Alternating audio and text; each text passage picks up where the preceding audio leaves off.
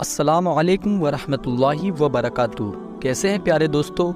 آج ہم آپ کو بتائیں گے کہ بیت الخلاء کی کیا کیا سنتیں ہیں اور کیا کیا ہم وہ غلطیاں کرتے ہیں بیت الخلاء سے آتے وقت اور بیت الخلاء میں جاتے وقت۔ جی ہاں دوستو، بیت الخلاء کی کچھ سنتیں اور آداب ہیں۔ انسان دنیا میں آتا ہے تو اس کے ساتھ ہی کئی ضرورتیں ساتھ آتی ہیں، اور ایسی ضرورتیں جو وقت پر پوری نہ ہو تو انسان جینے مرنے کی کگار پر آ جاتا ہے، اور انہی تمام ضرورتوں میں واش روم یا ٹوائلٹ جانا بہت ضروری ہے۔ لیکن اس وقت جب آپ ان ضرورتوں سے فارغ ہو رہے ہوں تب آپ نے کچھ باتوں کا دھیان نہیں دیا تو آگے چل کر بہت نقصان ہو سکتا ہے۔ اس لیے اسلام نے یہاں بھی رہنمائی کی ہے۔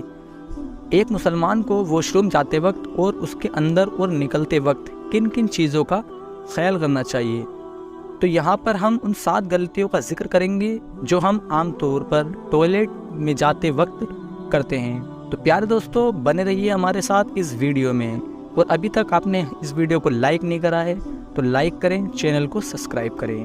پہلی غلطی کہ ہم واش روم جاتے وقت دعا نہیں پڑھتے ہیں۔ جب ہم دعا پڑھ لیتے ہیں تو اندر موجود شیاطین اور ہمارے بیچ ایک پردہ بن جاتا ہے، جس سے ہم کسی بھی طرح کا نقصان سے بچ جاتے ہیں۔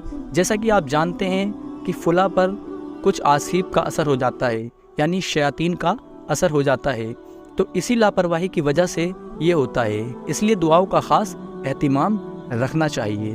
دوسری غلطی ہم یہ کرتے ہیں کہ ٹوائلٹ میں جاتے وقت ہمارا سر پر کچھ بھی نہیں ہوتا ہے، یعنی کہ ہمارا سر ڈھکا ہوا نہیں ہوتا ہے۔ ہمارے نبی صلی اللہ علیہ وسلم کی یہ عادت شریف تھی کہ سر ڈھک کر بیت الخلاء جاتے تھے، کیونکہ سر ڈھک کر جانے میں کئی بیماریوں سے حفاظت رہتی ہے۔ جیسے علماء نے لکھا ہے کہ جو سر ڈھک کر نہ جائے تو اس کو بھولنے کی بیماری پیدا ہو جاتی ہے، اور ایک دوسری بیماری یہ بھی ہے کہ بال جھڑنے لگتے ہیں، اور یہ دونوں بیماریاں آج کل عام ہیں۔ اس لیے سر ڈھک کر واش روم میں جانا ہمارا روٹین ہونا چاہیے۔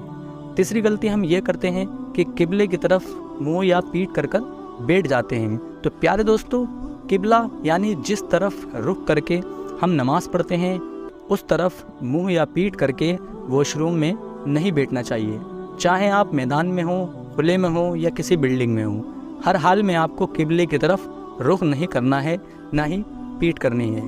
چوتھی غلطی ہم یہ کرتے ہیں کہ اطمینان سے فارغ نہیں ہوتے ہیں، جلد بازی سے ہم ٹوائلٹ سے فارغ ہو جاتے ہیں۔ عام طور سے نوجوانوں میں ایک مسئلہ یہ ہوتا ہے کہ جینس اور پینٹ پہنتے ہیں، جس سے استنجا کرتے وقت ٹھیک سے نہیں بیٹھ پاتے، اس لیے جلدی سے اٹھ کھڑے ہو جاتے ہیں۔ حالانکہ جب تک یہ اطمینان حاصل نہ ہو جائے کہ ایک بھی قطرہ نہیں بچا، اس وقت نہ رکیں اور پھر پانی کا استعمال کرنے اور باہر نکل جائیں۔ پانچویں غلطی ہم یہ کرتے ہیں کہ غسل خانے میں پیشاب کر دیتے ہیں، جس کی وجہ سے ہمارے بہت سارے بیماریاں پیدا ہو جاتی ہیں۔ جس جگہ ہم نہاتے ہیں اس جگہ ہم کو پیشاب نہیں کرنا چاہیے۔ نبی پاک صلی اللہ علیہ وسلم کی حدیث ہے کہ ایسا کرنے سے وسوسوں کی بیماری پیدا ہو جاتی ہے، اس لیے اس سے ہمیں بچنا چاہیے۔ اگر باتھ روم پکا ہے تو الگ بات ہے، پانی ڈالنے سے بہہ جائے گا، لیکن بہتر یہ ہے اس جگہ کو پیشاب کی جگہ نہ بنایا جائے۔ اور پیارے دوستو، اگر باتھ روم کچا ہے تو پھر بھی ایسا نہیں کرنا چاہیے، اس سے بچنا چاہیے۔ چھٹی غلطی ہم یہ کرتے ہیں کہ آج کل دیکھا جاتا ہے کہ ہمارے نوجوان کھڑے کھڑے ہو کر پیشاب کرتے ہیں۔ ہمارے نبی پاک صلی اللہ علیہ وسلم ہمیشہ بیٹھ کر ہی فارغ ہوتے تھے، اس لیے یہ طریقہ ہر مسلمان کا ہونا چاہیے کہ وہ بیٹھ کر پیشاب کرے، لیکن ایسی جگہ پر کھڑے ہو کر نہ کرے جہاں پر اس کی اوپر پیشاب کے قطرے آنے کا اندیشہ ہو۔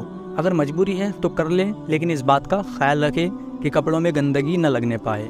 ساتویں غلطی ہم یہاں یہ کرتے ہیں کہ باہر نکلنے کی دعا نہیں پڑھتے ہیں۔ جس طرح پیارے دوستو ہم اندر جاتے وقت دعا پڑھتے ہیں، اسی طرح باہر نکلتے بھی دعا پڑھنی چاہیے، کیونکہ اس دعا میں اللہ کا شکر اور عافیت بھی ہے۔ کہ کچھ لوگ ایسے ہوتے ہیں جن کو فارغ ہونے کے لیے دوائیاں کھانی پڑتی ہیں، اس لیے ہمیں یہ دعا کرنی چاہیے کہ اللہ تو نے مجھے صحت عطا کی، جس سے آسانی اور تکلیف دہ چیز الگ ہو گئی۔ بیت الخلاء جاتے وقت اور آتے وقت ہمیں دعا ضرور پڑھنی چاہیے۔ تو پیارے دوستو، ہم آپ کو اگلی ویڈیو میں بتائیں گے کہ بیت الخلاء میں جاتے وقت کی دعا اور نکلتے وقت کی کیا دعا ہے۔ تو چینل کو ابھی تک سبسکرائب نہیں کیا ہے تو سبسکرائب کریں۔ السلام علیکم ورحمۃ اللہ وبرکاتہ۔